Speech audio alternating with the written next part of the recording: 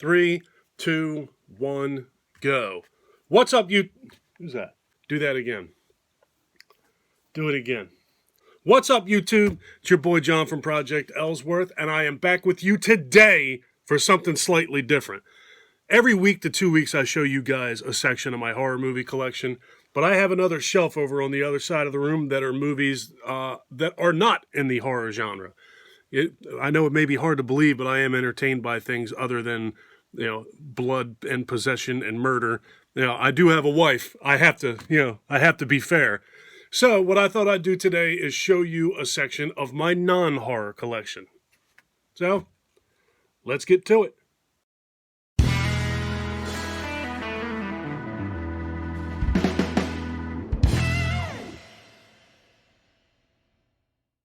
All right. So we're starting this off with row 1, section 1, which is that guy right there. I'll get them things pulled and I'll show you what we got. First off, I'd like to say, as always, I hope everybody's doing well and staying safe. All right, kicking things off, we have Robert De Niro's A Bronx Tale. This is a really cool movie. Robert De Niro is a bus driver, and he's trying to raise a son in the city that is very overrun by mafia. The mafia is trying to pull the little boy in. Robert De Niro is trying to keep the little boy out. It's a really good movie. Thoroughly enjoyed it. Check it out sometime if you haven't. All right, next up is something that we have all been beaten over the head with for 24 hours between Christmas Eve and Christmas Day, A Christmas Story. I almost got rid of this DVD, and my wife told me, oh, you can't get rid of that.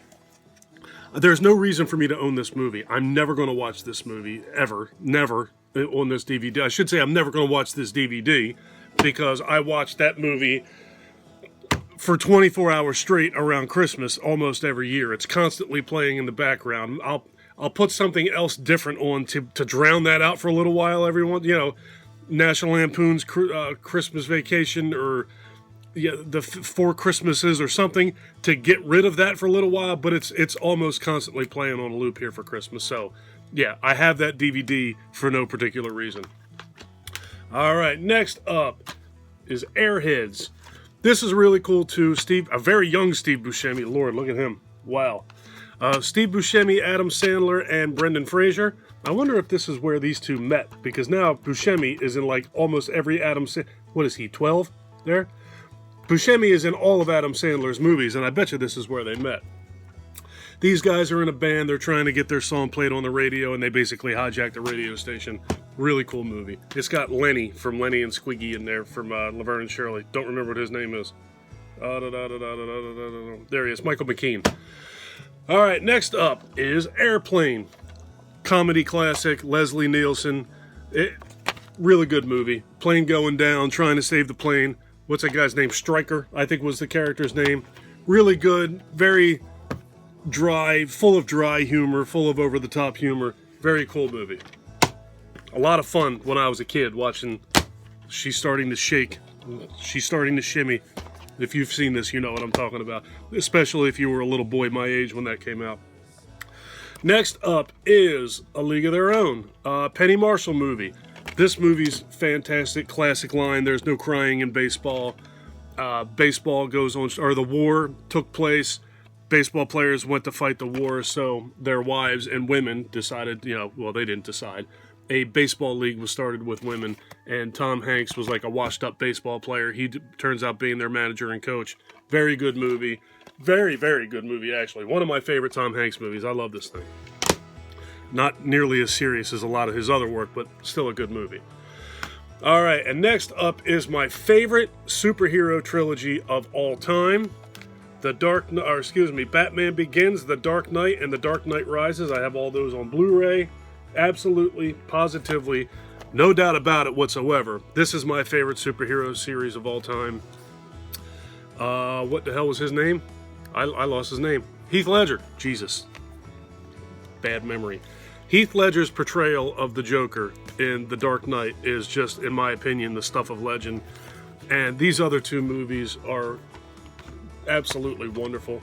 If you haven't seen, I have to assume that most of you have seen these movies. I think everybody has seen these movies. Everybody who's old enough to watch movies has seen these movies. great stuff.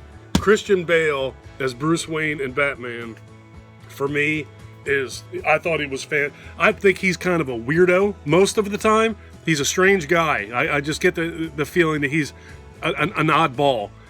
But his portrayal in those three movies, I thought was second to none, just top notch. I have just been overwhelmed with superhero movies over the years, and I really don't watch them anymore. But those three are like an exception to the rule for me. I was always a Batman fan growing up. So I like the Michael Keaton, Jack Nicholson Batman movie quite a bit. I think it's really good.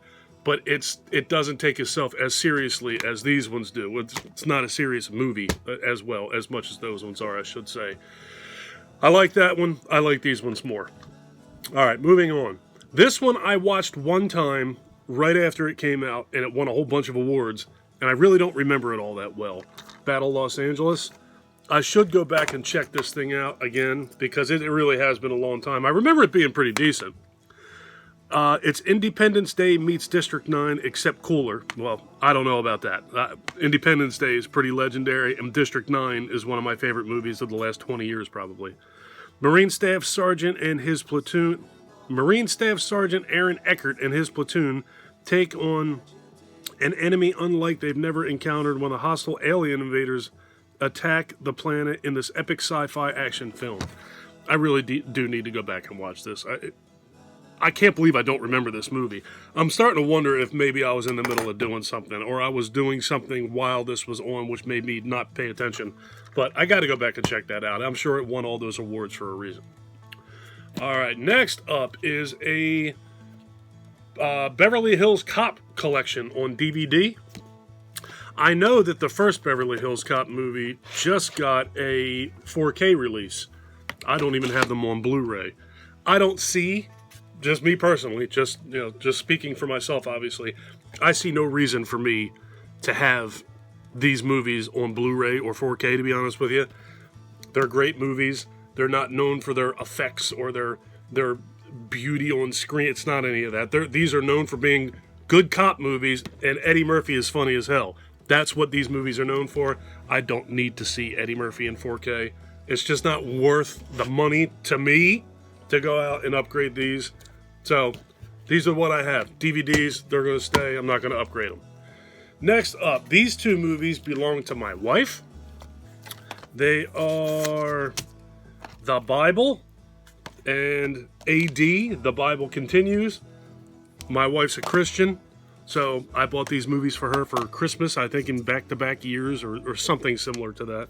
Apparently she can't be too Christian. She never opened them. So, whatever. Be nice. Don't judge. All right, so moving on. I don't know anything about those. I can't get into it. Next up is Tom Hanks in Big. This is another Tom Hanks movie that is just absolutely fantastic. Very early on in his filmmaking career.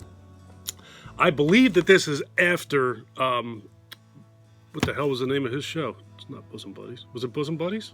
God, don't get old, man. Your mind starts to wear away.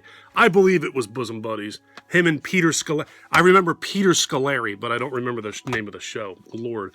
I'm pretty positive the show was Bosom Buddies.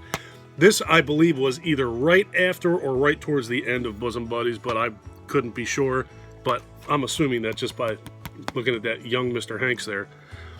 This was really good. If you haven't seen this, you gotta watch this movie. This is just an absolute comedy classic. He goes to a gypsy machine, like video game, or vending machine, whatever the hell you want to call that thing, coin machine, and wishes that he was big. He goes home, he goes to bed, he wakes up, and he's Tom Hanks. Very, very, and he spends the rest of the movie being an adult, but with the mind of a little boy, and then he is desperately trying to become a little boy again. Really good. This is another one. I have to assume that you've all seen this movie, but if you haven't, watch Big. It's fabulous. Next up is another early Adam Sandler movie, Big Daddy. This one, this little boy gets dropped off on his doorstep, basically, and he is single and a bachelor and very much not ready or competent enough to be a father, but all of a sudden he's forced into it because his kid shows up on his door. Very, very cool movie. Not one of my favorite Adam Sandler movies, but with that being said, I like just about all of his movies, so Even though that's not one of my favorites, it's still a good movie. I like it. Another one is Amy Adams and Jeremy Renner and Forrest Whitaker in Good. Arrival. This is about an alien ship arriving, and these guys are just checking it out and looking into it and so on and so forth. I have not watched this one since it first came out either. I remember this being okay, but I don't remember this being great, and I'm not even going to bother trying to read that. Look at how I got bad eyesight. I ain't going to be able to see that. Arrival is out of this world amazing. Amy Adams delivers one of her best performances, over 80 minutes of special features. So apparently there's all kinds of cool stuff on this Blu-ray that I don't think I watched. I remember this movie being all right. I don't remember it being anything outstanding, but this is another one that it obviously wasn't good enough to stick in here. I don't remember it all that well. Next up is an oldie, but definitely a goodie. Arthur. Dudley Moore. This movie is great. He is just a spoiled brat, rich as hell dude, bachelor. He's got a butler who takes care of him. He's completely irresponsible, and he is an absolute alcoholic drunk. This movie is really good, absolutely hilarious. This came out when I was pretty young. I don't remember what year that was, but it was definitely when I was a little boy, and I don't see the year on here. I know that there was an Arthur 2, but I think that was it. I don't think they moved any further than that. 1997, no, 97 must be when this came out. That's definitely not when this movie came out. Yeah, I don't... Oh, there it is, 1981, so I was 10 when this movie came out. I don't think I saw it when I was that young. I may have, on, like, Prism or HBO or something. Really cool movie. That's a good laugh. Arthur's awesome. Dudley Moore plays an alcoholic drunk so well in that movie that you would have thought that he was drunk when they made that movie. Next up is a recent movie that was really good, got a whole lot of hype when it came out, and I absolutely loved it. A Star is Born. I am not a fan of the style of music that Lady Gaga writes or performs typically, but with that being said, this broad is talented. I mean, there's no two ways about that. She's a hell of a... I don't want to call her a musician. Well, yeah, she plays piano, so I will call her a musician. Incredibly talented musician, fantastic songwriter, great dancer, apparently really friggin' good actor. That she just oozes with talent. A couple years ago, she did something at the Grammys with Metallica that was pretty god-awful. I can't say it was forgettable because it'll be burned into my mind forever. I don't think I'll ever forget it. It was bad. But her performance in this movie was really, really good. Her and Bradley Cooper were wonderful in this movie. I've seen this 3 or 4 times. Really good, very heartbreaking. But if you haven't seen this movie, here's another one. If you haven't seen this, I know, pardon me, I think there were 2 other ones before this one. Maybe one in the 60s and maybe one in the 70s with Chris Christopherson. Why do I know that? I have not seen those, but this one's great. I can't speak on those, but I can speak on this. Check this out. Next up is A Time to... Didn't sound like the DVD was in there. A Time to Kill. I have not watched this. I bought this. I don't even think I bought this. I think Janae may have bought this. Sam Jackson's in it. Sandra Bullock's in it. Matthew McConaughey's in it. Which, to me, says it's probably pretty damn good with that cast. But I don't know anything about this. A gripping story. An outstanding cast. Highly charged drama. Okay, it's based on a John Grisham novel. I can't speak today. John Grisham novel. I don't think there's any such thing as a novel. Alright, Time to Kill. Don't know anything about it, but it's probably pretty good.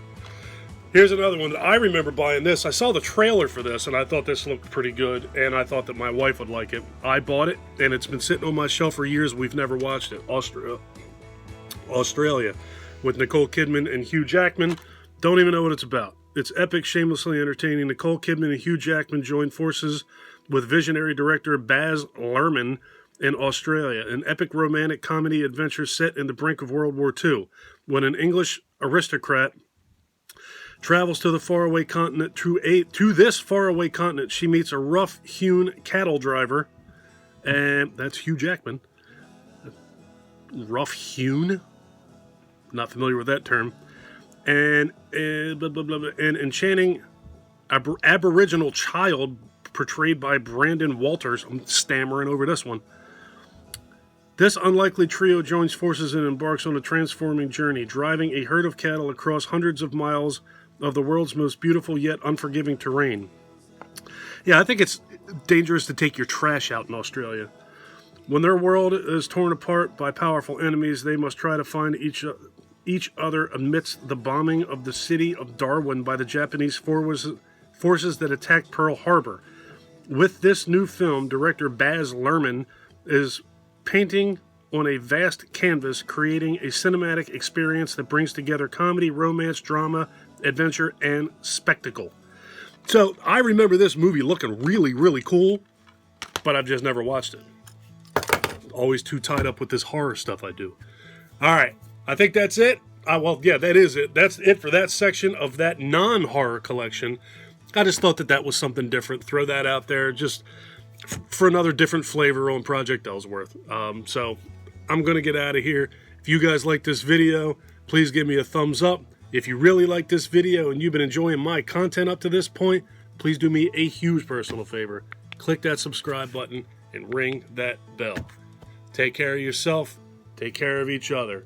Have a kick-ass day. And thank you for watching. Later, folks.